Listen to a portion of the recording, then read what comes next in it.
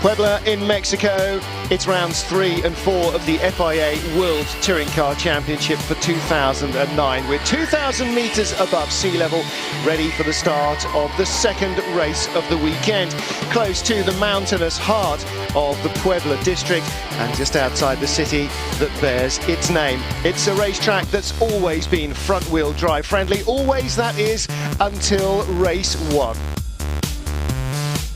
Race 1 won.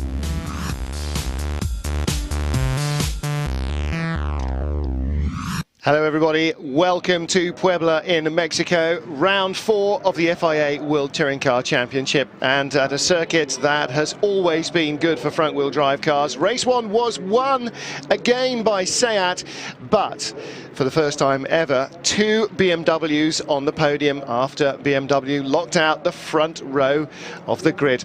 I'm Martin Haven, alongside me John Cleland, and John, the first couple of hundred metres of the rolling start was what decided the race in favour of Ricard Rydell. He started on row 2 and he knew he had to make his move early or never at all. Yeah, Ricard did a great job. He got the jump at the start and he knew that if the BMW settled into the stride, then that was them, they were gone. But he got the jump and away he went, and he just kept his head down despite the pressure he got from Farfus, and then the pressure that Farfus took from Andy Prion in the last sort of lap.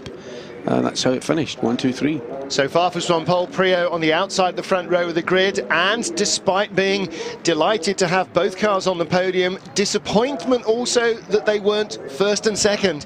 Spoke to Bart Mampai, Andy's team boss, a few minutes ago, and he was saying, yeah, you know, after we had the front row of the grid, we knew that there was a chance maybe to win the race, and when those things go slipping away from you, then it's always slightly disappointing. But Andy was squeezed in the first corner and actually got shuffled down the order quite strongly early on. Sergio Hernandez, rather Felix Portero here, won the independent category.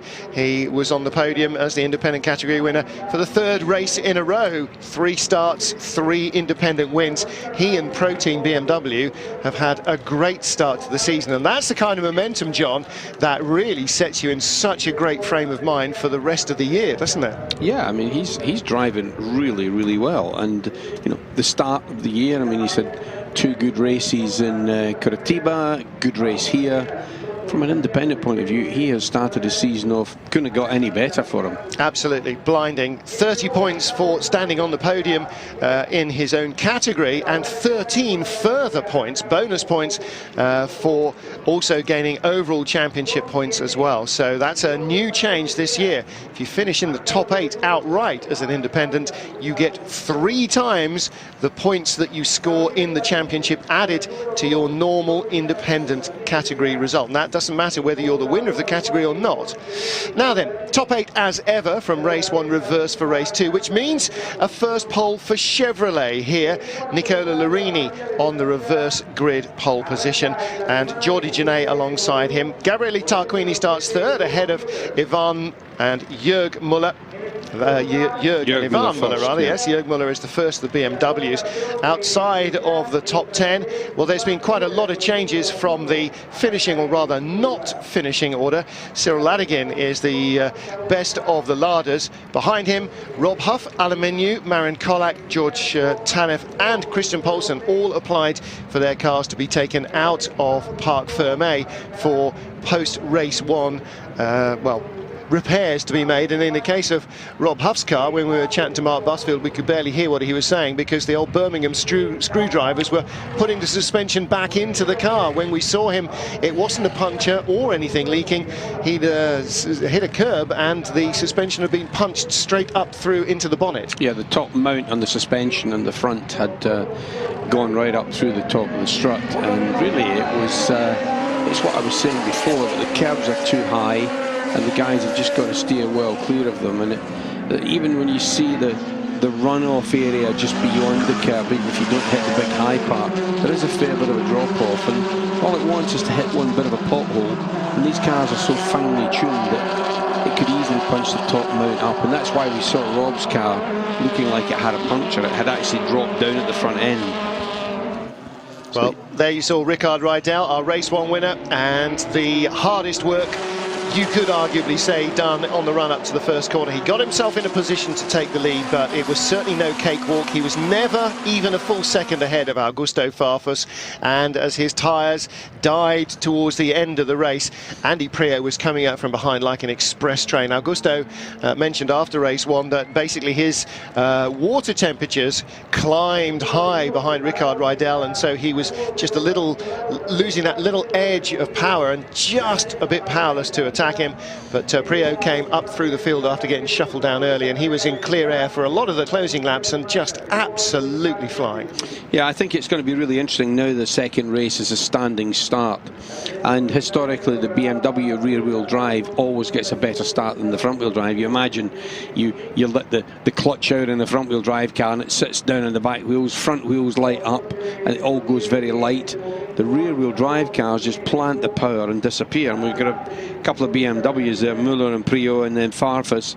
I would suspect if these blokes get a good start, it could be 5 wide down into the first corner. Could all get a wee bit messy. We'll just have to wait and see what happens. Well, that's absolutely right. I think there's every chance of that. You're looking there at the Drivers' Championship, which Ricard now leads. He came here tied in second place after a second and a third, or third and fourth. Second and a third it was in Brazil 2 weekends ago, and has now overtaken the then joint championship leaders Gabriele Tarquini and Yvan Muller. Tarquini didn't really have the best of fortune in race one, did he? Finished in 6th position, so he'll start here in 3rd place. But looking in the independents category, new colour scheme for Stefano D'Aste.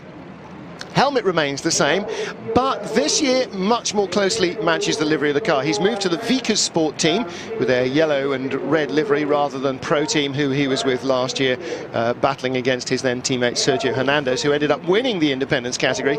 And Pro Team, well, different Spanish driver, same car, same team, and they seem to be making the same sort of progress. Yeah, they are. I think the interesting thing here is now it's a little bit later in the day. It's a bit warmer, the ambient's gone up, the track temperature's gone up. It might play into the hands of the BMWs, because as they got warmer, the tyres got warmer, they got considerably stronger. And I think maybe that could just play right into their hands for the second race.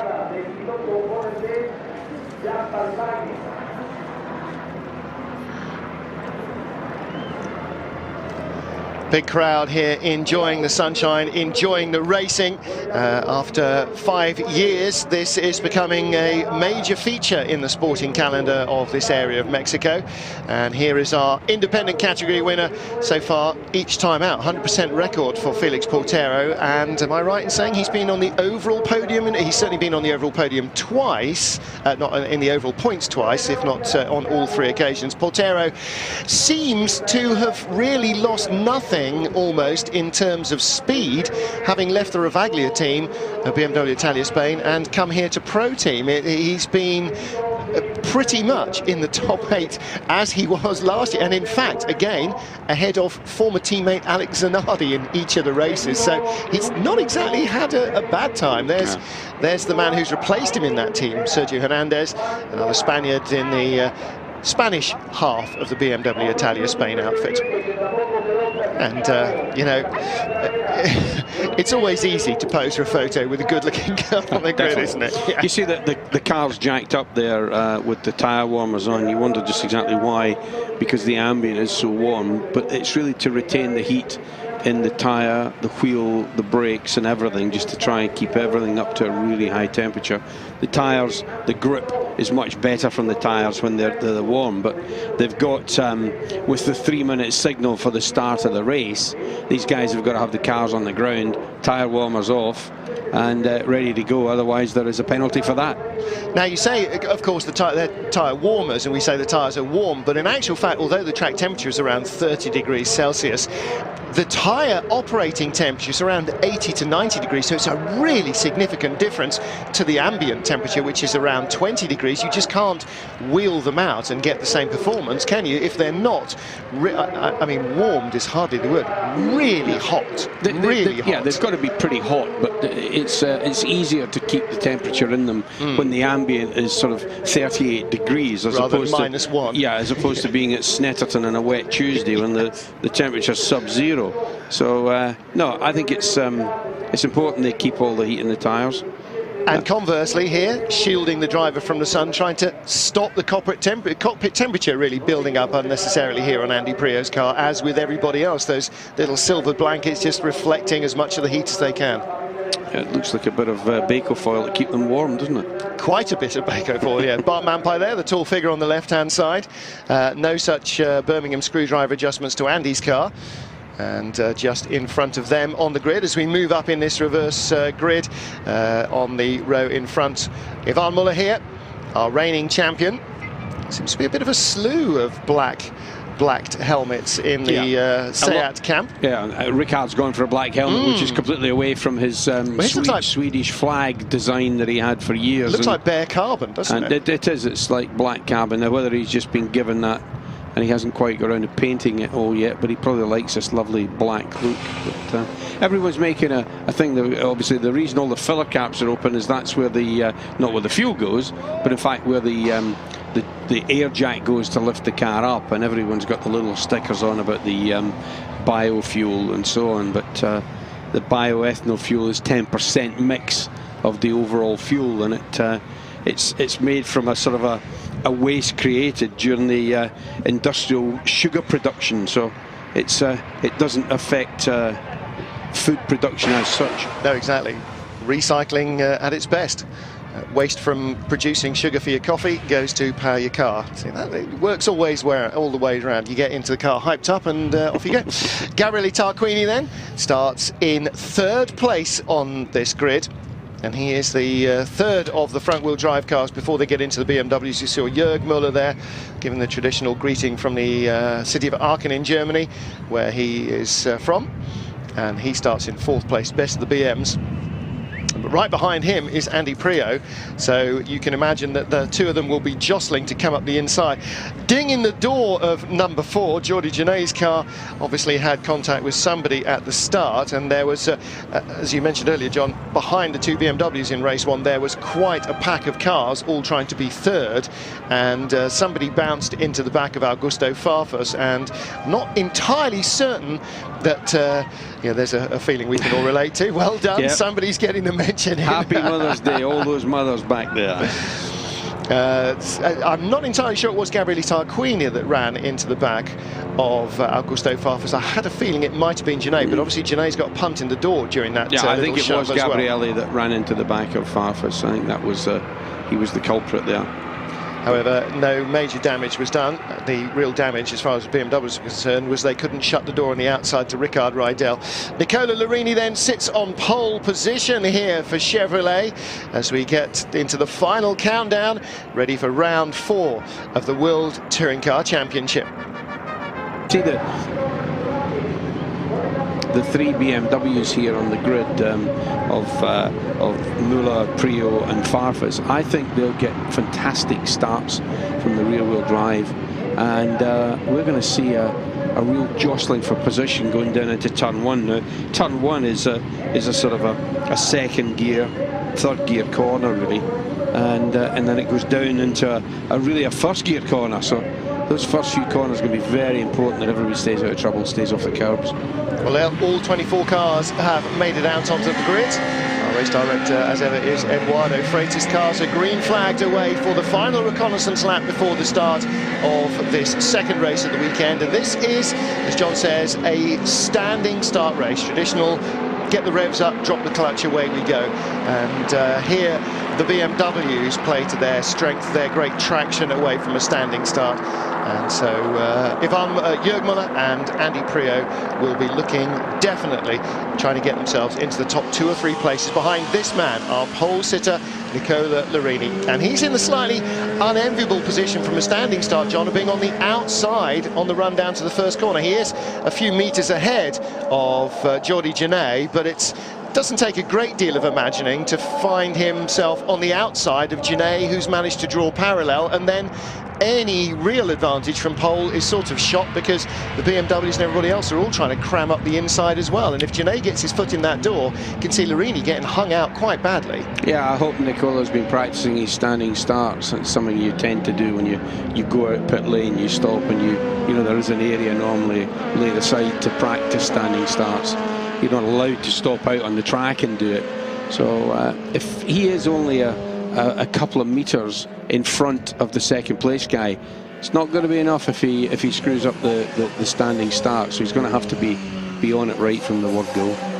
He's going to have to look very carefully at shutting down Genet on the run up to the first corner. No matter what else he does, he's got to get that inside line to give himself any chance of leading out of corner 1 and down the hill into corner 2. Coming off the back of the speedway here, this is a 1 mile oval. They use the the north curve and the south curve predominantly all the way through, so they effectively use kind of 3/4 of the gently banked corners here. See, they haven't been home for 2 weeks, but they still earn the brownie points. Well done, boys. Very good indeed. Presumably it's not Mother's Day in Spain or Italy or anywhere else. Looking here at Jaap van Lagen in the Lada. They had a pretty tough time, actually, Lada, didn't they, in the first race? They struggled with a lot of problems with 2 of their 3 cars. Van Lagen himself will start in 17th place on row 8 of the grid. But Jaime Puig for Seat may well be thinking they've got a chance of winning race 2 here as well.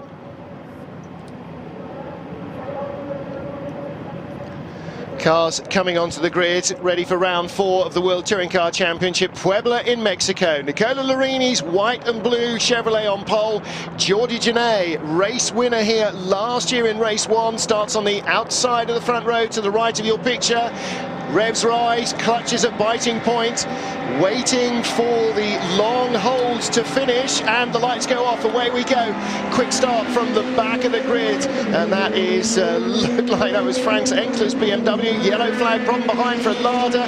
Genet got a very good start, and Larini very slow away. Tarquini's got through. That's Jörg Muller's bumper cam, I believe it is. He's 3rd. Ivan Muller 4th. Larini pushed out to 5th, but gets in front of Andy Prio. So Prio made no ground up really from the start, and immediately Seat with 2 cars out front. We saw how hard they were to pass in race 1, John, but Jörg Muller, I'm sure, feels that there's a chance of a race win here, and they don't come often enough for the German driver, so he will try his hardest to stay away from Ivan Muller and try and attack the guys in front.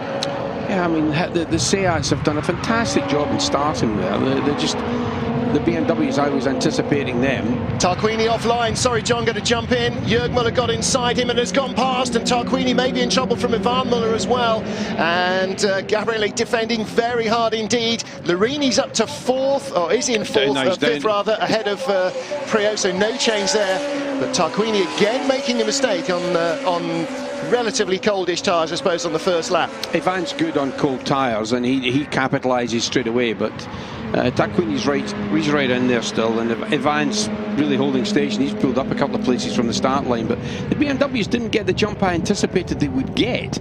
I thought that the rear-wheel drive cars would be gone. It would be 5 abreast down at the first corner, but maybe it's just too short a run into that first corner for them to really take advantage. We're coming out of corner 15 around the long sweeping corner 16. This is the end of the speedway, coming onto the front straight, looking back from Jörg Muller. We're in 3rd at the moment, just behind this lead group, by the way, as Thiago Monteiro pulls off. He's having a really rotten time in Brazil, and it's even worse for him here. He looks like he's got damage at the front, maybe a puncture. Sergio Hernandez and Felix Portero were again knocking spots off each other for 8th place, just in the lead group, or the second group rather. And Rob Huff, who started 20th, is up to 14th already, so he's had an absolutely blinding first lap. Oh, big slide there from Sergio Hernandez at the back of that lead group.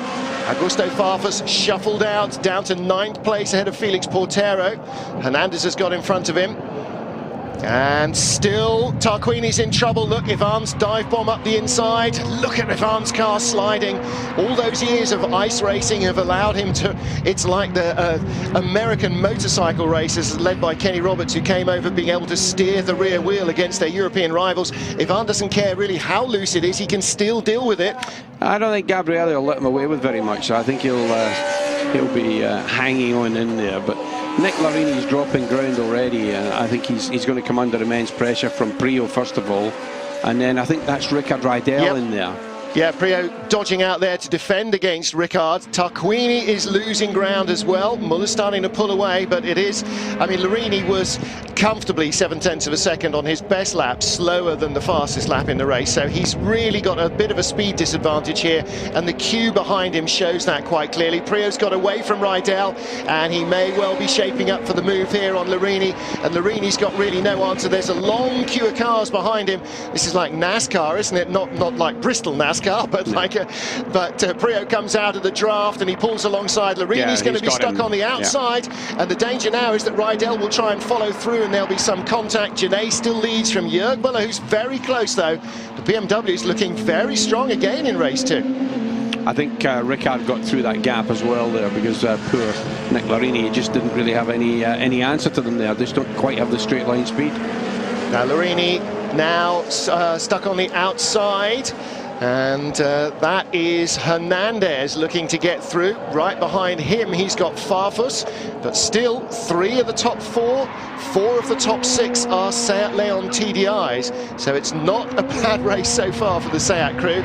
Rydell's got ahead. Oh, and Hernandez has been given a nudge and has lost a bit of bumper. Farfus is going, okay, yeah, you're a factory driver, now get out the way, would you please? And behind, still Portero battling with a BMW Italia Spain car. It's Zanardi who's got by him, and Portero is now doing that thing that independents tend to do, going, okay, if you really force the issue, off you go, off you go, off you go, because he's worried about Franz Enkler, who's still 2 or 3 cars behind him. Is Rob Huff making up ground here in the middle? Yeah, Huff goes by as well. I think that's him up to past Zanardi, up to maybe 11th now. Yeah, he's got by Portero. Now Portero is has the entire lead group of the independents behind him. So behind Huff's Chevrolet there, you've got Portero, Enkler, the yellower Seat of Tom Boardman, who's 3rd ahead of his teammate Tom Coronel. And Boardman looking very racy indeed. Didn't have the most lively race 1, but now he knows the track, he's raced it once, so suddenly he's got even more get up and go, so he's showing really well. Rob's just going to be past here. He's he compromises speed out of that well, that's Nick, isn't it? Farfus goes by Larini. Sorry. Yeah, Larini, and just a little struggling compared to the BMW, certainly really struggling for a little bit of grip, and he's got more trouble behind him as well. That is Zanardi and Portero. Zanardi rather, and Hernandez in front of Zanardi. So Nick has been shuffled out of the points already and is dropping down the order a little further. So fastest man on the track at the minute is, I think, Ivan Muller. He's fastest man out there. 1 minute 39.3. Fastest race lap in race 1, was that 38.0 or 38.01, something like that from Prio? 38.0, yeah. There's our race lead, 1, 2, 3, 4 all together. Jörg Müller now stuck behind Janae. We've seen over the years, John, that Janae may not always be the outright fastest car, but he is one of the most difficult cars to pass. He just plays defensive so strongly. He does a really good job. He doesn't blatantly make it awkward, but you know, he just won't give an inch, and he's he's going to get pushed around here. And Jörg nearly had an overlap on the inside. He just avoided major contact. Ivan was going around the outside, and Ivan's going to lose a place. Gabrielli's coming back inside him. The yellow car, you can see up against the grass as if it's Gabriele Tarquini. Yeah, Tarquini's got Müller. Tarquini's got some speed up, but he had to have a little wobble away from the grass. Janae leads, Jörg Müller second, thinking about another pass. He's got to get by soon and leave Janae to hold off the others, because Janae will hold off the others. Tarquini's 3rd, Ivan Müller not settling for that either, and Andy Prio, of course. Is right in the back of that. There's Jörg for the lead, down into corner 5. Good move.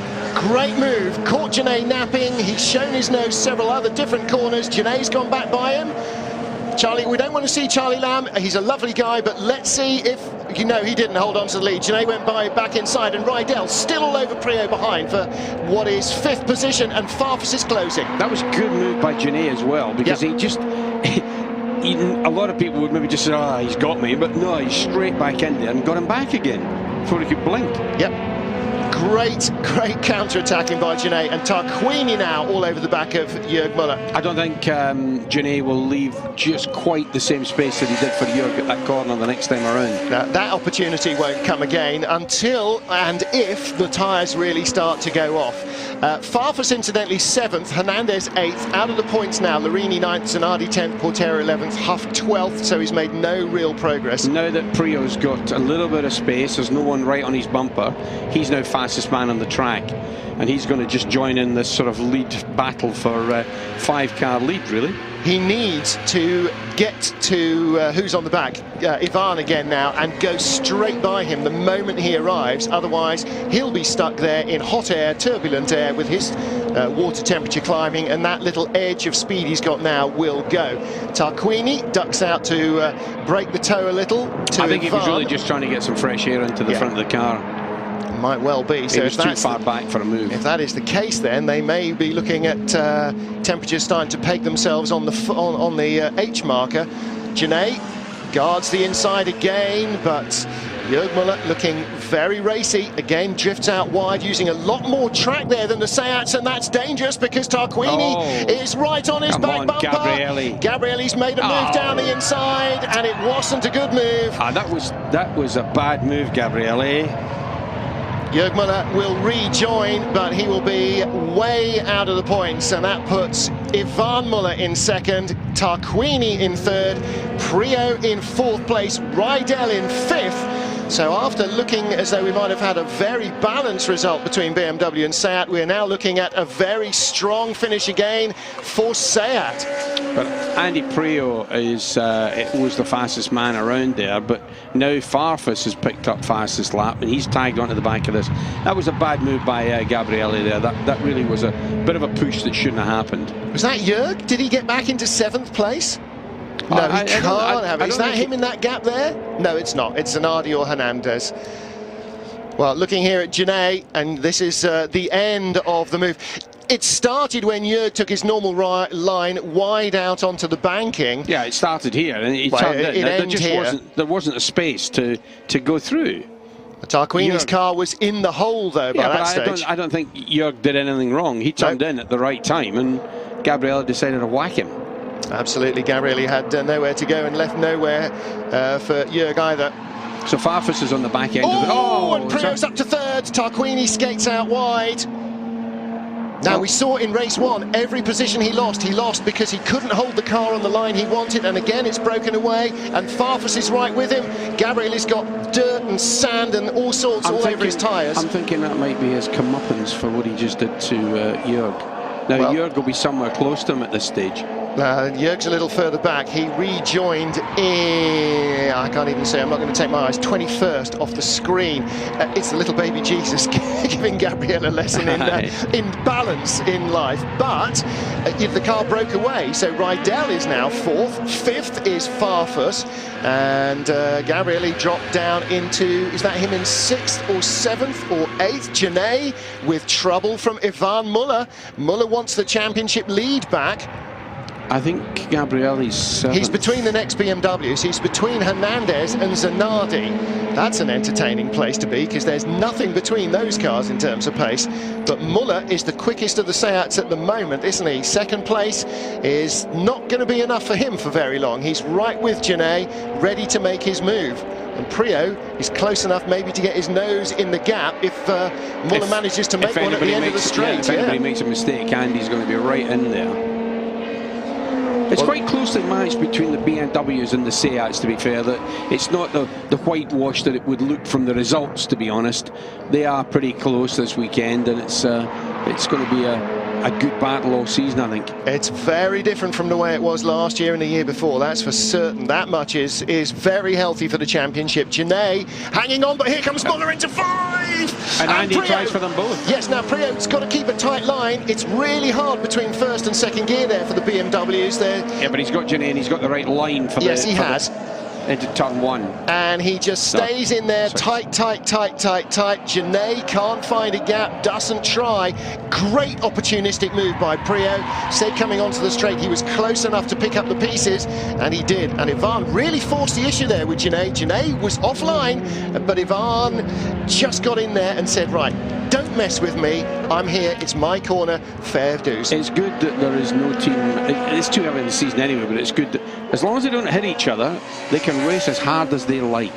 And that was just exactly what Ivan was doing. No compromise. Yeah, you've got to put yourself in a position where you and your manufacturer are at the front of the field, and if somebody's in the way, it's down to every driver to individually try and score a race win for Seat every time they go out on the track. It's not to wave people by in the hope that somebody else will do it if you've got a healthy, fast car. So, well, we're halfway through this race now, and Andy he's on it.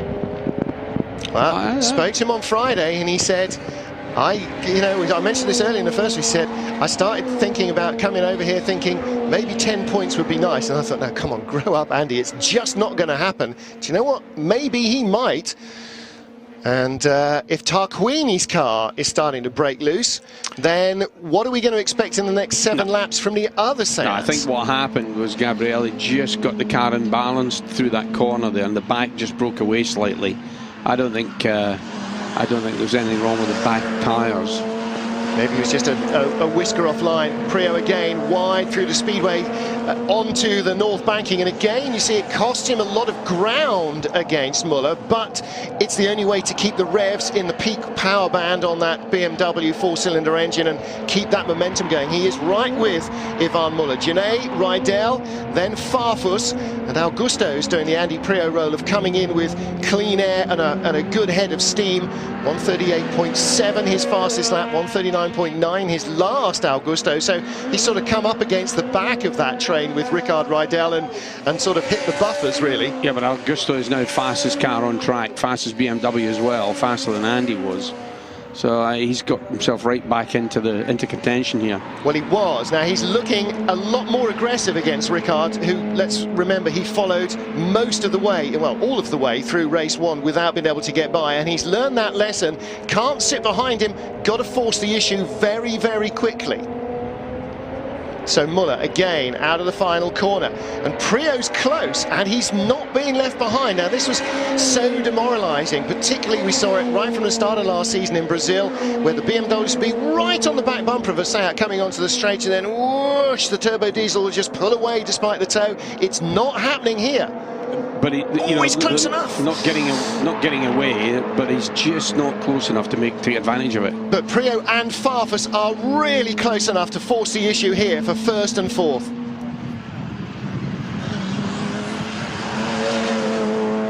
Out again of corner 5, building up speed from the slowest part of the circuit. Prio again sees Ivan Muller's torque just start to pull him away, and the better spacing of the gears in that sequential gearbox on the Seat Leon TDI. But Prio is still within striking distance everywhere. The slightest mistake by Ivan and Andy will be by. And the same with Ricard.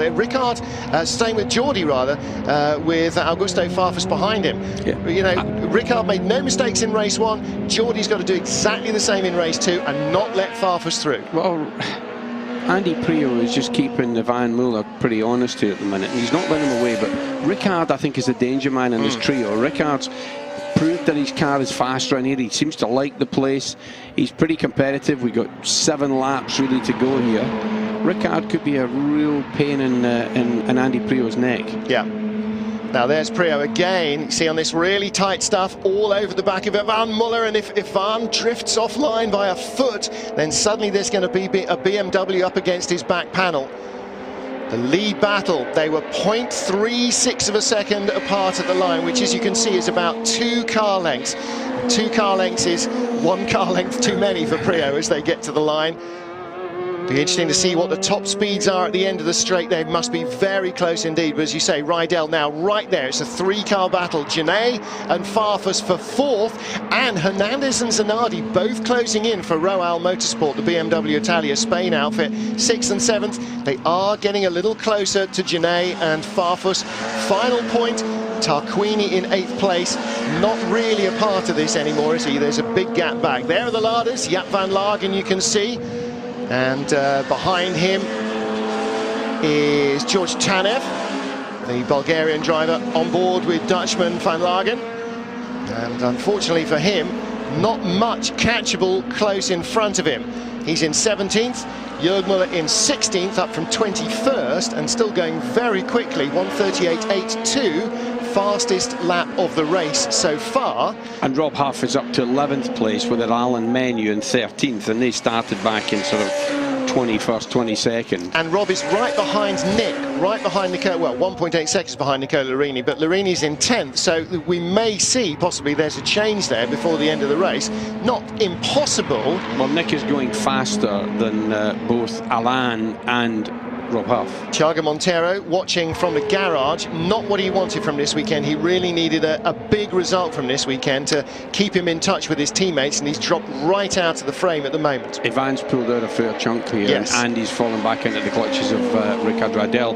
I wonder if the tyres on the BM are just starting to lose a little bit of their edge. Critical lap there for Ivan. He was 0.41 of a second at the line last time. Now that's got to be more like 0.7, and Ricard very close to Prio indeed. Really looking for a move here. And Alex Zanardi is doing very well. He's in 7th place now, and I mean he's had a really good weekend, and he's going pretty rapidly at the minute. But Hernandez is up in 6th place, which is a great effort from that guy. Well, Ricard scored 16 points here last year, 2nd place in both races, and it's not beyond the bounds of possibility. Well, at the moment he's on 16 points with 10 for race 1 win and 6 for 3rd in race 2, but it's not beyond the bounds of possibility he could go higher. Here's Felix Portero leading the independence category. Right behind him is Larini, and there is still that couple of seconds between Larini and Huff.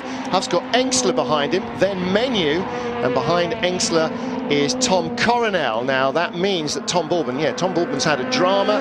He's gone 2 laps off the radar, so unfortunately Mexico not a happy hunting ground for Tom, who looked very aggressive early on in his independent Seat. So the fastest man around there is now Augusto Farfus, followed by Ricard Rydell.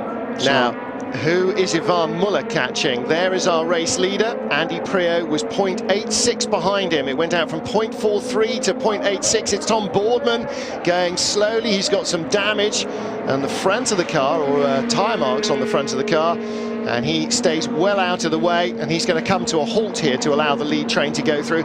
He's got nothing to win, nothing to lose, so he slows right down. Gené's dropped back as well. Gené's dropped back to 7th. He's allowed Zanardi and Hernandez past. Not sure he's allowed. No, he probably has maybe the wrong choice of words. Yeah, Gené doesn't allow anybody past. They've got by though, you're right, well spotted. And Tarquini, Gené and Tarquini dropping down to the bottom of the top of the points. They're now down to 7th and 8th. Don't forget, Gabrielli started in 3rd. It's pretty close, really, when you look at the times. Prio 38.7, Rydell 38.7, Farfus 38.7, Hernandez 38.7, Zanardi 38.8, Muller, race leader, 39 dead. Wow. So again, yeah, he's winning this race despite not being the fastest car on track. Yes. He's, however, very consistent. If you watch his lap times, he's just plonking them in there within a millionth of a second every lap. Franz Engsler, 2nd in the independence category, with Menu and Huff together now. And is that Alain in front of Rob?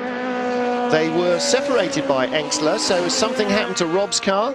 They've now got Coronel right behind and Jörg Muller.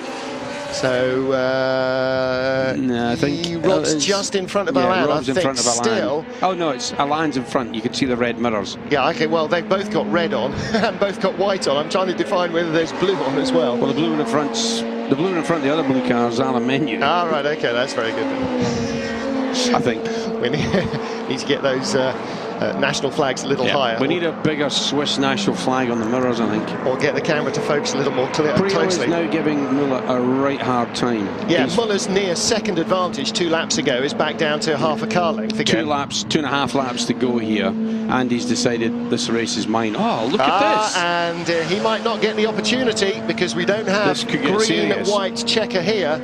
That is Marin Kolak's car. He has not had a good time. Took the car out of Parc Fermé, went to the back of the grid for repairs after race 1.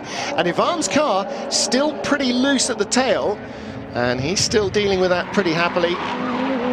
Keep hopping there. Well, they all are there, aren't they? Just getting a little bit of curb on the inside and boinking across the road. And again, you see, into the twisty stuff, and he's suddenly right on his back bumper. Now, where are the yellow flags? Where is that car fire? Didn't see exactly, couldn't spot exactly where it was. Farfus is now fastest man on track, just trying to claw himself onto the back of this Rydell group. They're still not making really enough momentum. Well, there's the answer. That's where Marin Kolak's car is in turn 13, 14, fairly 12 to 13. Vigorously waved yellow flags, and there's a marshal standing down there on the grass. As a photographer, I thought. Yeah, it looked like a photographer, didn't it? Yeah. Well, he wasn't wearing orange, so good luck to him. Yeah, but that's a rather stupid place for him to be standing. So I said good luck to him. But it's not an overtaking position there, so that's not actually too much of a drama. And as long as the drivers don't do anything silly, I don't think anybody's going to really object if they're not lifting off massively through that bit. It's very visible. Well, they still have to be seen not to be going, you know, absolutely flat chat through the yellow flag area, particularly waved yellows, which was exactly what that is there. The easy bit is for Ivan Muller is to give it a little lift, because Priaulx can't go by him. So he decides then the pace of the whole field. And on to lap 15, Priaulx still not able to get alongside Ivan Muller. And there is Larini, who is currently in 10th place, so no Chevrolet in the points at the moment. Felix Portero is the car in front of him in 9th. There's Tarquini and Genet scrabbling for 7th and 8th. Tarquini has got in front of Geordie, so Gabriel has picked up 1 there. And again, Priaulx all over Ivan. But you sort of get the feeling that Ivan's not going to let this happen for him. No, Ivan's not a guy, a bit like Ricard in the first race, Ivan's not a guy that you can pressure into a mistake. He doesn't make mistakes very often. It would have to be something particularly wrong with the car for him to miss his apexes, and he doesn't look as though he's having trouble with tyres. Well, you know, 14 points from a weekend is a good weekend, and if you'd said to Priaulx, you'll go to Mexico and get 2nd and 3rd, he'd have bitten your hand off. But he might feel disappointed, because he might well feel that there was a chance of more in race 1 and a chance of more in race 2. We're coming up to the final lap for Andy Priaulx and for Ivan Muller, and it is between these two. Rydell's not a part of this battle anymore unless they come to blows. He is a 2nd behind, so 6/10 behind Andy Priaulx. That's too far away to do anything about it. Muller survives corners 1 and 2, and that's really quite a danger point for even for the turbo diesel. That's a strange thing to say at the end of the straight. Down into corner 5, Priaulx turns in very tight. Don't forget, he got by, Jörg Muller got by Genet there, didn't he? But then Genet overtook him on the outside, on the exit of the corner as Muller went wide. But Ivan Muller is not going to leave those gaps.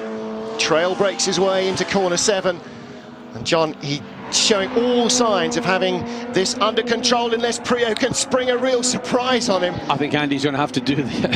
He's going to have to spring a real surprise, because Ivan's not going to give him an inch, not going to give him a gap anywhere. He's going to have to use a 6th gear that the car doesn't possess to get by him somewhere. And Ivan is almost using an ideal racing line still, almost has sort of ripped the mirror off to ignore Priaulx. He's driving just a tiny bit defensively, but really just using his speed to keep Priaulx from getting alongside. But the Seats are very good through this particular section, and I think he's going to be fairly safe onto the final few corners here. Well, I have to say, it does look as though Seat are going to end up with 2 race wins from Mexico, as they did last year, but in very different circumstances, and very encouraging for the championship. The BMW looking so much stronger here than they were 12 months ago. Ivan Muller comes out of the final corner, rushes to the line, and as Ricard Rydell did in race 1, takes victory for Seat. Rydell in 3rd place, a 2nd and a 3rd for the 2nd weekend in the row. Rydell is really racking up the points, and Andy Priaulx a 2nd here after 3rd in race 1. Very good indeed for him. Thiago Monteiro, well, he's going to have to approach Marrakesh as if the season is starting for him with that as his first drive, because boy, he needs to get the show back on the road in a big way. But for the championship, John, very, very encouraging here. In the top 8, we had 4 Seats and 4 BMWs. So again, encouraging for BMW to have made a big advance here at what was last year the most Seat of all tracks. Yeah, it's exactly 5 Seats, 5 BMWs. It's pretty level. I don't think you could complain at the moment that anybody's got an advantage. So Ivan Muller is our race 2 winner here in Puebla. Well, the winner comes down pit road to Parc Fermé, and as has been the case many times before and may well be many times again, Ivan Muller claims victory. A very well driven race for the Frenchman here for Seat. Ivan started in 5th position, made the most of his opportunities, forcefully took the lead from early leader, his own teammate Jordi Genet, and then just concentrated on the road ahead and racking up the laps, not making any mistakes under pressure all the way through from Andy Priaulx.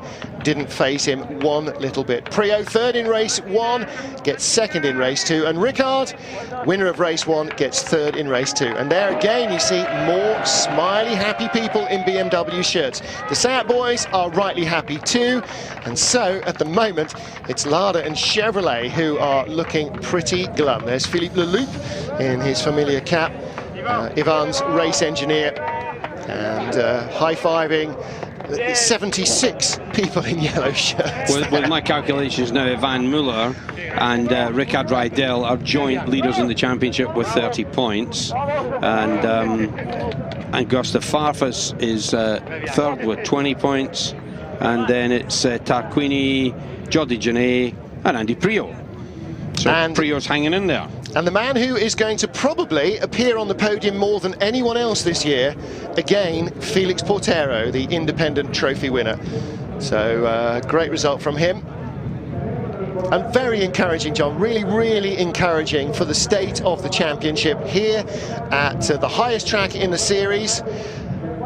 All right, Seat ended up with 2 race wins, but it was by no means the yellow wash we saw last year. No. Very different indeed. It wasn't a whitewash in any way, shape or form. It's looking, if these 2 races today have been anything to go by, I think we're going to be in for a fantastic championship. Bring it on in Marrakesh, another new track. Well, let's get down to the pit lane and hear what Ivan Muller has to say for himself, apart from phew, what a scorcher.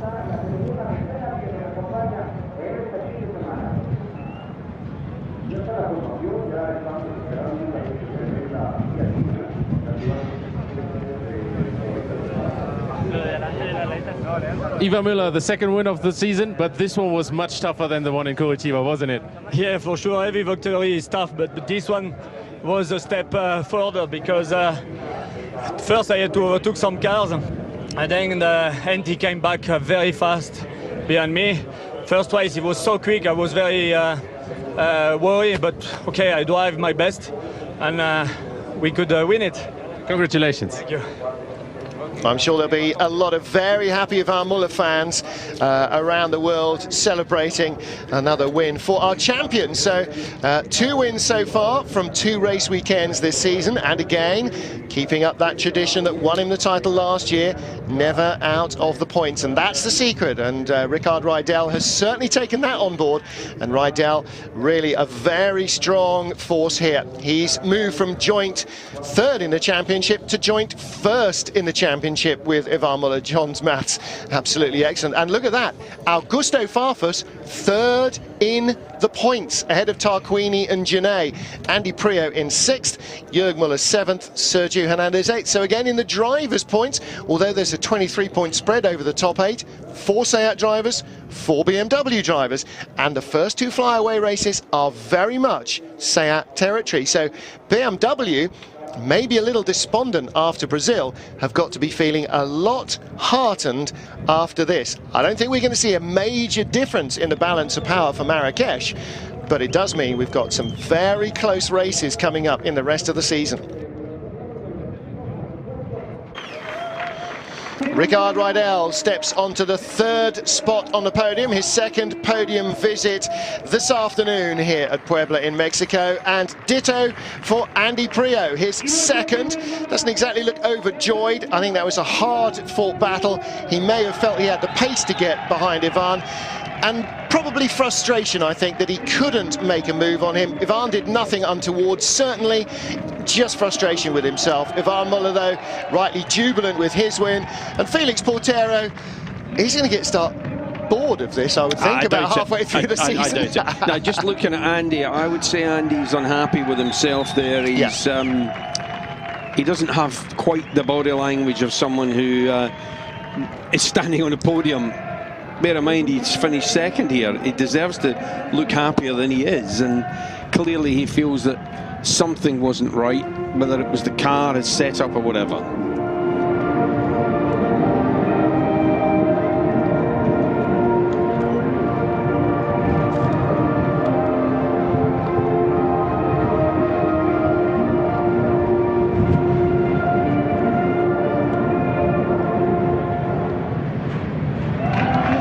What a difference 24 hours makes. A very, very unhappy man after qualifying. Ivan Muller very happy after winning the race.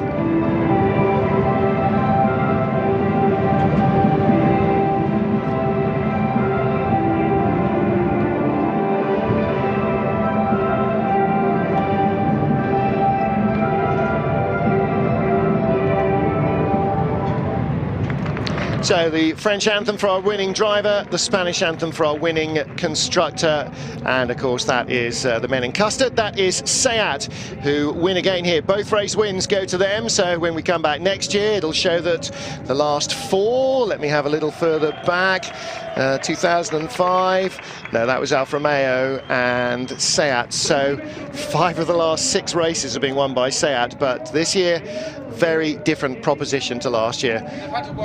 Oh, I'll turn your mic up. Yeah, they've had to work really hard for this time, and it wasn't a walkover like last year.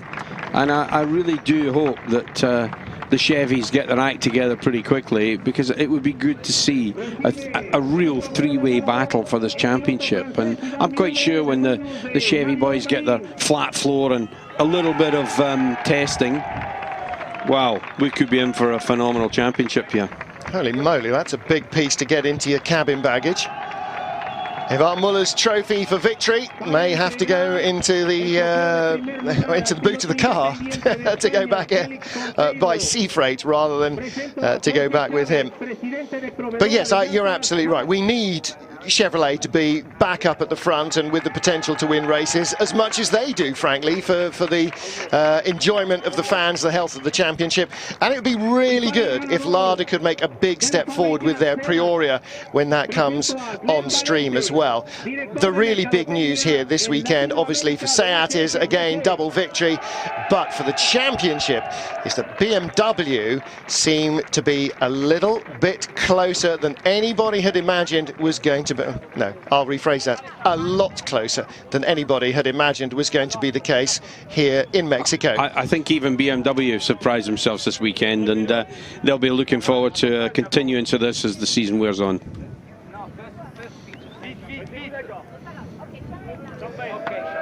So organising a few photographs before they get busy with the fizzy. And we will be hearing from our drivers. Sandy, if you're going to hand them bottles of champagne, make sure either they're not open or you get off the podium quicker than that. Because these boys are very experienced at spraying it around. So Ivan Muller holds on to the championship lead after this South American, Central American double header of races, and we head next for the first time ever to Africa. And John, a track that's very different in nature from anything that we've seen so far. Basically 2 long straight sections.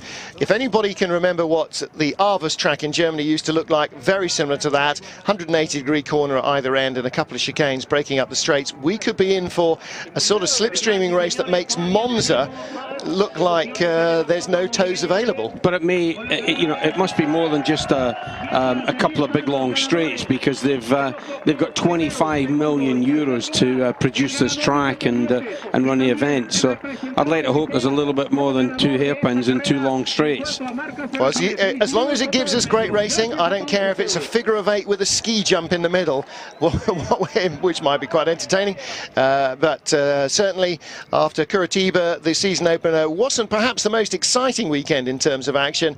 Certainly what we've seen here is a lot more encouraging in terms of the competitiveness of the various different manufacturers, but also entertaining racing as well. In the end, the two BMW drivers coming up short against the Seat in front for the overall race win, but still a very competitive weekend from BMW indeed. The only thing I would say that I could definitely put my money on that that I won't lose would be that Felix Portero could well be the independent champion at the end of the year. Yeah, you're not going to get much odds for very long on that, are you? No. Unless he decides to go off and do something else like race sports cars, he is very strongly in the lead. Let's take a look again at who was quickest. Jörg Müller set the fastest overall race time, but this time it was Rickard Rydell who was outright fastest through the first sector. So Rickard's clearly either adapted his driving or his car setup from race 1 to race 2 to get some a little bit of extra performance out of those first few corners. But again, Van Müller, 7th fastest, 7th best time of the race.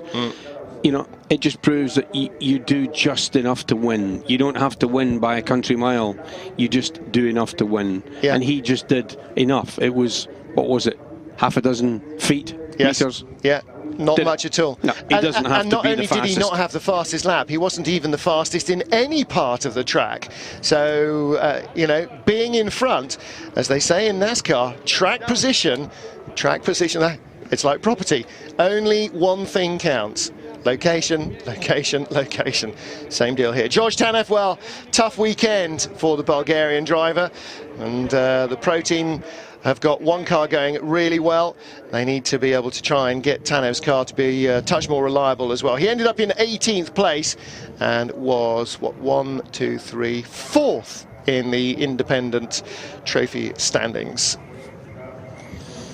So we're going to bid goodbye to Mexico after the interviews for another year and then head to Africa before we move into the bulk of the season in Europe. Franz Engstler there, 2nd in the Yokohama Independence category and 3rd in the points. And we will have a word from our race winner, Ivan Müller, in just a second while we lead the others to sign autographs and press the flesh, probably for several hours hence. Ivan Müller, the 4th Seat win this season, but your car was not the fastest on the race. We saw that you had to fight hard to bring this back. Yeah, for sure, especially when you have Andy on the back, which he doesn't do any mistake. I had to be focused at 300%. I didn't did any mistake, so that's give me the victory. But he was a bit faster than me, that's why the race was tough. Thank you very much. Thank you. Well, John, not much to add to that. He didn't have to have the quickest car. He just had position and good defence. Yeah, and it was a tribute to Andy there. Ivan, you know, knew that Andy was going to be a threat, and he had to stay out of trouble. Let's hear what Andy's got to say about all that.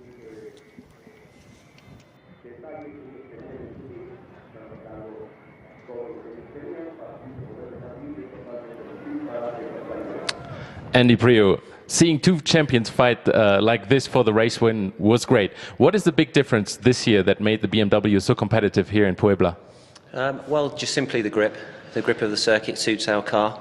We have a fantastic balance and we're able to carry good corner speed, but unfortunately still not able to compete on the exit of the corner. So, and that's what made it very hard for me in the second race. Trying to pass is very difficult. Thank you very much. But a much happier Andy Priaulx than I think he expected or believed he would be here. Alex Zanardi, as ever, a popular figure, had a big consignment of trophies and mementos sent to him by Chip Ganassi last week from his IndyCar days, which he was very thrilled with. He seems to have had a pretty entertaining race here as well. Rickard Rydell, after the race win in race 1, now again a podium. And you guys fight hard in between the Seat team. I think the hunt for the title is already on. Well, I think it's too early to say that. BMW is very, very strong, but of course we had a dream weekend. BMW was on the front row, and to be on the podium twice for myself was terrific. But most of all, for the Manufacturers' Championship, we scored very, very good points, even though BMW was in front of us after qualifying. So I'm very, very, very pleased for myself, but also for the whole Seat team. Thank you very much. Thanks. Well, see, John, you can say, it's political spin, you know, but actually both BMW and Seat had a lot to be happy about. Robert Kubica there in the BMW garage, entertainingly. I think they shouldn't be arguing about the BMW weight, the Seat weight or anything. Let's just wait and see how this whole thing pans out. We've got a long season in front of us.